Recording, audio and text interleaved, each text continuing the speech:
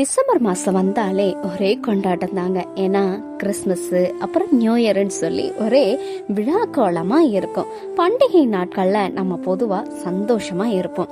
அப்புறம் சர்ச்சுக்கு போவோம், ட்ரெஸ் எடுப்போம், சமைப்போம். இது எல்லாமே வழக்கமா செய்யறது தாங்க.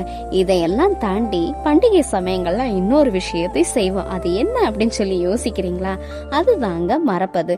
பண்டிகை சமயங்கள்ல மறப்பதும் ஒரு வழக்கமாயிடுச்சு. அது எப்படி அப்படின்னு சொல்லி கேக்குறீங்களா? வேதாகமத்திலே ஒரு கதை இருக்குங்க.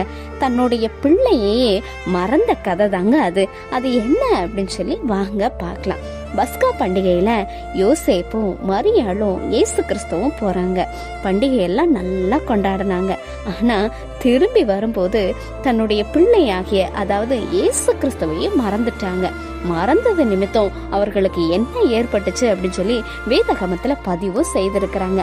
லூக்கா 2வது அதிகாரத்துல 48வது வசனம் என்ன அப்படின்னா, உன் தகப்பனும் நானும் விசாரத்தோட உன்னை தேடினோமே என்றால் அப்படின்னு சொல்லி பதிவு செய்யப்பட்டிருக்கிறது. அப்போது இயேசு கிறிஸ்துவ மறந்தது நிமித்தம் அவர்களுக்கு விசாரம் ஏற்பட்டுச்சு அப்படின்னு சொல்லி வேதாகமம் தெளிவா சொல்லுது.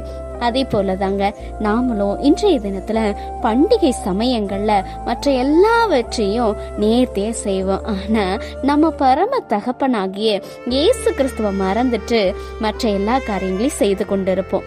என்னங்க, நீங்களும் இந்த லிஸ்ட்ல இருக்கிறீங்களா?